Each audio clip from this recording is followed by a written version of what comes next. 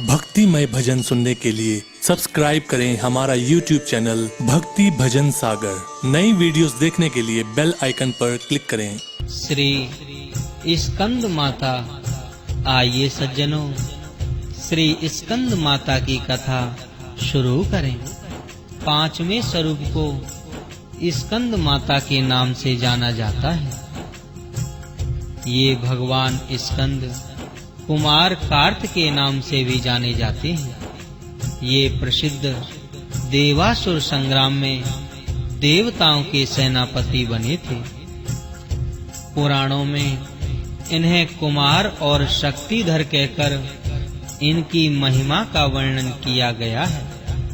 इनका वाहन मयूर है, अतः इन्हें मयूर वाहन के नाम से भी अवहित किया गया है।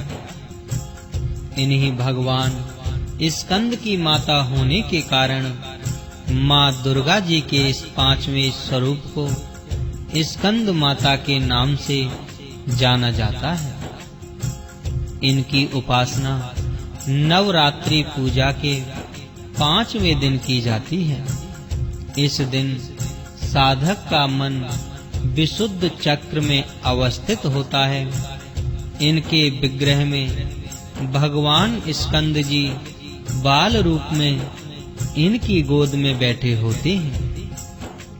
श्री स्कंद मातृत्व स्वरूपिणी देवी की 4 भुजाएं हैं। ये दाहिनी तरफ की ऊपर वाली भुजा से भगवान स्कंद को गोद में पकड़े हुए हैं और दाहिनी तरफ की नीचे वाली भुजा जो ऊपर की ओर उठी हुई है उसमें कमल पुष्प हैं। बाईं तरफ की ऊपर वाली भुजा वर मुद्रा में तथा नीचे वाली भुजा जो ऊपर की ओर उठी है उसमें भी कमल पुष्प ली हुई है। इनका वर्ण पूर्णतः शुभ्र है। ये कमल के आसन पर विराजमान रहती हैं। इसी कारण से इन्हें पद्मासना देवी भी कहा जाता है। सिंह भी इनका वाहन है। नवरात्र पूजन के 5वें दिन का शास्त्रों में पुष्कल महत्व बताया गया है। इस चक्र में अवस्थित मन वाले साधक की समस्त बाह्य क्रियाओं एवं चित्त वृत्तियों का लोप हो जाता है। वह विशुद्ध चैतन्य स्वरूप की ओर अग्रसर होता रहता है। उसका मन समस्त लौकिक, सांसारिक, मायिक बंधनों से विमुक्त होकर पद्मासना माँ स्कंद माता के स्वरूप में पूर्णतः तल्लीन होता है। इस समय साधक को पूर्ण सावधानी के साथ उपासना की ओर अग्रसर होना चाहिए। उसे अपनी समस्त ध्यान वृत्तियों को एकाग्र रखते हुए साधना के पथ पर आगे बढ़ना चाहिए।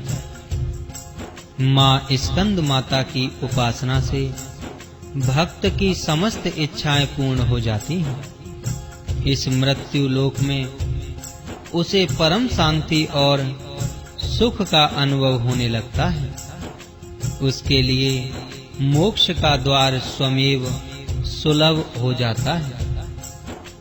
श्री स्कंद माता की उपासना से बाल रूप स्कंद भगवान की उपासना भी स्वयमेव हो जाती है।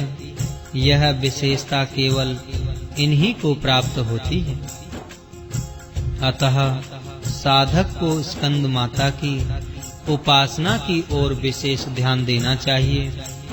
सूर्य मंडल की अधिष्ठात्री देवी होने के कारण इनका उपासक अलौकिक तेज एवं कांति से संपन्न हो जाता है।